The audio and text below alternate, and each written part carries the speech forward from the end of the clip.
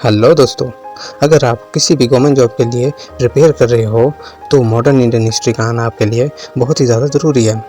मैं हूं आपके साथ नवनीत राज और आज से हम मॉडर्न इंडियन हिस्ट्री की अपनी सीरीज़ को स्टार्ट करने वाले हैं। जब हम मॉडर्न इंडियन हिस्ट्री को पढ़ते हैं, कवर करते हैं, तो हम उसे 2 टाइम पीरियड के अंदर कंप्लीट करते हैं। पहला टाइम पीरियड 1757 से 1857 तक आता है, जब 1757 में बैटल ऑफ प्लासी हुई थी। वहाँ से अंग्रेज़ों ने अपनी सत्ता भारत पर मजबूत करनी स्टार्ट की और 1857 तक कंप्लीट कर लिया। और 1857 में मेजर इवेंट हुआ 1857 का रिवोल्ट। ओके, तो इस टाइम पीरियड तक क्या हो गया था, अंग्रेज़ों ने अपनी सत्ता को भारत पर कम्प्लीटली मजबूती से बिल्ड कर लिया था। ओके, तो जो सेकेंड टाइम पीरियड है उसमें इंडियन रिएक्शन को देखेंगे हम। जैसे 1857 का रिवोल्ट हुआ, उसके बाद इंडियंस का माइंडसेट कैसा चेंज हुआ और क्या क्या कौन कौन सी, जैसे इंडियन नेशनल कांग्रेस की फॉर्मेशन, उससे पहले भी कुछ एसोसिएशन बनी, उनके बारे में भी हम थॉरली जानेंगे। ओके, और जब हम ब्रिटिश कॉन्क्वेस्ट इन इंडिया को देखते हैं, जब उसके बारे में डिटेल में डिस्कशन करते हैं, तो हमें एक तो यूरोपियन साइड देखनी पड़ेगी और दूसरी साइड प्रिंसली स्टेट को देखना पड़ेगा। तो ये दोनों चीज़ें साइमल्टेनियसली चली, क्योंकि अंग्रेज़ों ने इन दोनों यूरोपियन को भी जीता, जो अदर यूरोपियन पावर थी उनको भी जीता, और साथ ही साथ प्रिंसली स्टेट को भी जीता। यूरोपियन पावर में सबसे पहले पोर्चुगीज़ आए थे, फिर डच आए, फिर फ्रेंच आए, और उसके बाद अदर यूरोपियन पावर आए। तो इनको कैसे एलिमिनेट किया भारत से, इन्होंने, अंग्रेज़ों ने कैसे इन्हें एलिमिनेट किया, ये भी हम देखेंगे। ओके, साथ ही साथ इसी टाइम पीरियड में जो प्रिंसली स्टेट थे, जैसे लेटर मुगल, बंगाल हो गए, अवध हो गए, डेक्कन हो गए, मराठा हो गए, सिख हो गए और मैसूर हो गए, इन्हें भी साथ ही साथ इन्होंने ग्रेजुअली जीता। ओके, तो इनके बारे में भी हम डिटेल में डिस्कशन करेंगे, अपने आने वाले लेक्चर में उन्हें डिटेल में पढ़ेंगे। तो जो सबसे पहला मेन टॉपिक आता है वो आता है एडवेंट ऑफ यूरोपियन की।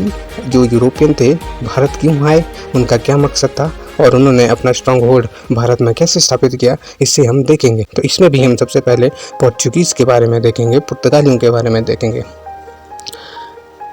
तो अब मेन क्वेश्चन आता है कि जो पोर्चुगीज़ थे, पुर्तगाली थे, वो भारत क्यों आए।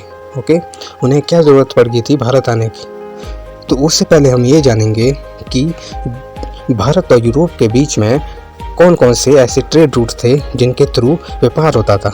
ओके, तो जैसे आपको इस पिक्चर में दिख रहा है, भारत और यूरोप के बीच मेनली 3 ट्रेड रूट थे जिनके थ्रू व्यापार होता था। पहला ट्रेड रूट इंडिया से पर्शियन गल्फ होके ईरान और टर्की के लैंड बॉर्डर को कवर करके हम पहुंचे थे यूरोप। ओके, जो दूसरा ट्रेड रूट था वो था इंडिया से होके रेड सी से फिर इजिप्ट होके कहाँ पहुंचे थे, यूरोप पहुंचे थे। ओके, जो थर्ड ट्रेड रूट था वो था इंडिया के नॉर्थ वेस्ट फ्रंटियर, जो अफगानिस्तान वाला रीजन है, हिंदू कुश पर्वत जिसे बोलते हैं, उधर के जो जितने भी खैबर पास वगैरह है, वहाँ से लैंड रूट होके यूरोप पहुंचा जा सकता था। ओके, ये मेन 3 ट्रेड रूट थे जिसके थ्रू होके यूरोप और इंडिया के बीच में व्यापार होता था। यूरोपियंस को नए ट्रेड रूट की ज़रूरत क्यों पड़ी, तो इसके कुछ मेजर रीज़न थे। पहला रीज़न था रोमन एम्पायर का 7th सेंचुरी में डिक्लाइन कर जाना और अरब नेशंस का पावर को गेन कर लेना, जिससे यूरोप और इंडिया के बीच डायरेक्ट कांटेक्ट खत्म हो गया। सेकंड मेजर रीज़न था फॉल ऑफ कॉन्स्टेंटिनोपल, जिसके कारण ऑटोमन एम्पायर टर्की में राइज हो गया और रेड सी और मेडिटेरियन सी के थ्रू होने वाले व्यापार पर उनका इन्फ्लुएंस बहुत ज़्यादा बढ़ गया। थर्ड मेजर रीज़न था इंडिया की वेल्थ, जिससे अट्रैक्ट होके यूरोपियन भारत आना चाहते थे।